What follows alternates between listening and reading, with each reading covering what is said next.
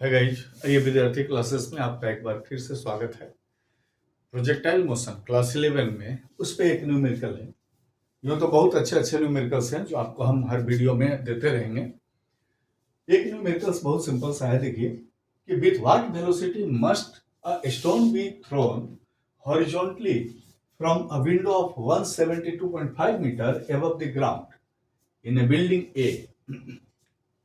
यानी कि एक बिल्डिंग है और इस बिल्डिंग में यहां पर एक खिड़की है और इस खिड़की की हाइट है 172.5 मीटर।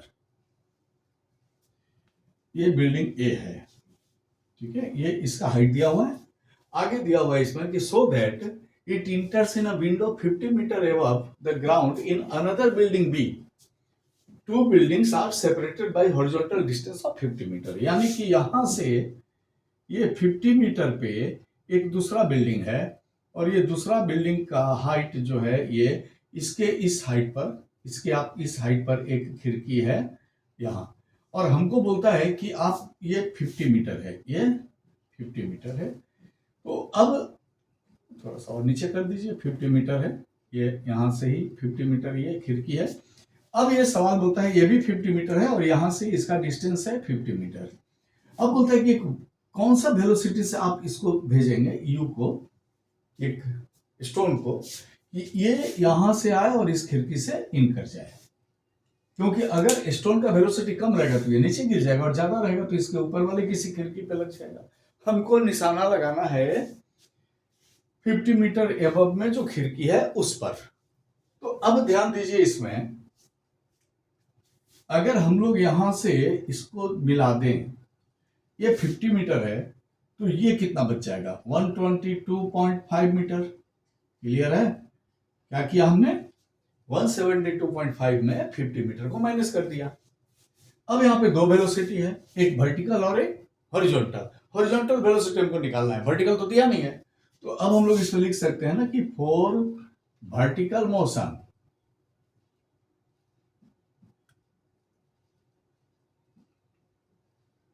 और वर्टिकल मोशन में u equal to 0, a equal to plus 9.8 metre पर सेकेंड स्क्वायर, क्योंकि डाउनवर्ड आ रहा है। t निकालना है और s दिया हुआ है 122.5 मीटर। तो हम लोग यहां बात कर सकते हैं s equal to u t plus half a t square. S हो जाएगा, देखिए 122.5 equal to u t. U का वैल्यू है 0, तो 0 into t 0 plus half into 9.8 into 122.5, sorry t square, हमको तो टी निकालना है ना, टी स्क्वायर। तो अब ये 2 से ये कैंसिल हो जाएगा, 4.9। तो 122.5 इक्वल टू हो गया, देखिए 4.9 t square. T square equal to हो जाएगा 122.5 बाई 4.9। इसको हम लोग अगर कर दे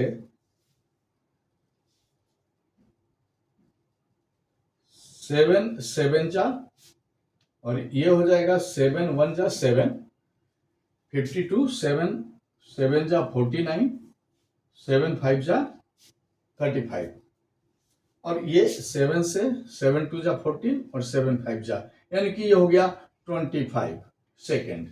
तो t का वैल्यू निकल जाएगा, यहां देखिए टी स्क्वायर है ना, तो t का वैल्यू कितना आ जाएगा हम लोग का, root under 25 equal to 5 second. 5 second लग गया बच्चों यहां से इसको नीचे आने में, 5 सेकेंड। अब हम लोग बात करते हैं हॉरिजॉन्टल का। यहां तक अगर आपके समझ में आ गया, देखिए पहले वर्टिकल मोशन से हम लोग ये निकाल दिए कि 122.5 मीटर आने में इसको कितना टाइम लगा। तो हमने कैलकुलेट किया कि इस स्टोन को कितना टाइम लगा है, तो 5 सेकेंड। अब 5 सेकेंड में इसको यहां से लेके यहां तक आना है, ये डिस्टेंस कितना है, 50 मीटर। तो अब हम लोग लिख सकते हैं कि फॉर हॉरिजॉन्टल मोशन, और horizontal motion u equal to question mark है, t है 5 सेकेंड, s है 50 मीटर और ए है 0, क्योंकि हॉरिजॉन्टल में हम लोग एक्सेलरेशन नहीं देते हैं। अब अगर हम लोग इस फॉर्मूला का यूज कर दें,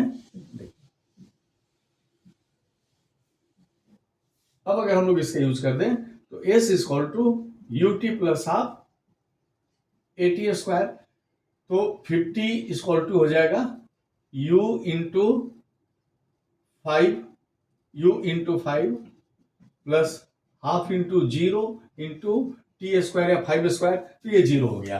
तो इसका मतलब हो गया कि ये 5u इक्वल टू हो गया 50 और u इक्वल टू 50/5 10 मीटर पर सेकेंड।